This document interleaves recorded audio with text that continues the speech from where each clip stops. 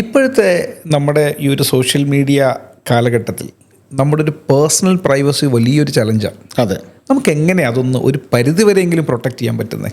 മിസ്ബയുടെ ചോദ്യത്തിൽ തന്നെ ഉള്ളൂ, പരിധിവരെ പ്രൊട്ടക്റ്റ് ചെയ്യാൻ പറ്റുള്ളൂ. കാരണം when your in A social media it's like your in A social place. നിങ്ങളൊരു പാർട്ടിക്ക് പോകുകയാണെങ്കിൽ നിങ്ങൾക്ക് എന്തുമാത്രം പ്രൈവസി ഉണ്ട്. നിങ്ങൾക്ക് പാർട്ടിക്ക് പോകാതിരിക്കാൻ ഉള്ള ചോയ്സേ ഉള്ളൂ അല്ലേ? പാർട്ടിക്ക് പോകാം, പോകാതിരിക്കാം.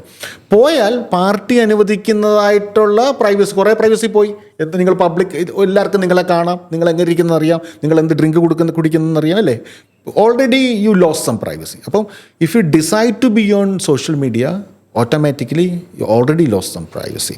പിന്നെ അതിൻ്റെ അകത്ത് കെയർഫുൾ ആയിരിക്കാമെന്നേ ഉള്ളൂ. കെയർഫുൾ ആയിരിക്കാമെന്ന് ഡിജിറ്റൽ മീഡിയയും സോഷ്യൽ മീഡിയയും വർക്ക് ചെയ്യുന്നത് നമ്മുടെ പ്രൈവസിയെ എൻക്രോച്ച് ചെയ്തുകൊണ്ടാണ്. കാരണം എനിക്കെന്ത് വേണം എന്ന് സോഷ്യൽ മീഡിയ, ഡിജിറ്റൽ മീഡിയ കമ്പനികൾക്ക് അറിയാമെങ്കിൽ മാത്രമേ എനിക്കിഷ്ടമുള്ള കണ്ടൻറ്റ് അവർക്ക് തരാൻ പറ്റുള്ളൂ.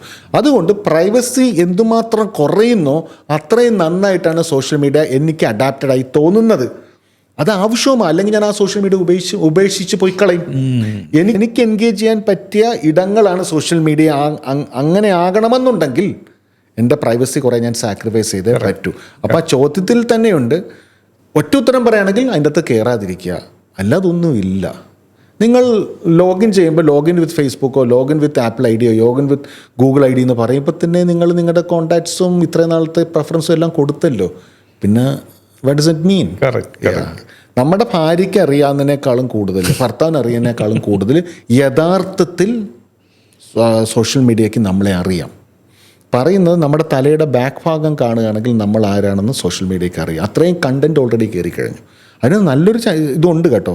ഈ പ്രൈവസി ഇല്ലായ്മയാണ് ശരിക്കും AI ഇത്രയും ഡെവലപ്പാക്കാൻ നമ്മൾ ഹെൽപ്പ് ചെയ്ത്. We have ChatGPT now because നമ്മൾ സാക്രിഫൈസ് ചെയ്തു. നമ്മളെല്ലാവരും നമ്മുടെ പ്രൈവസി സാക്രിഫൈസ് ചെയ്തുകൊണ്ടാണ് നമുക്ക് സാധ്യം. അപ്പം രണ്ട് സൈഡും ഉണ്ട് അതിന്.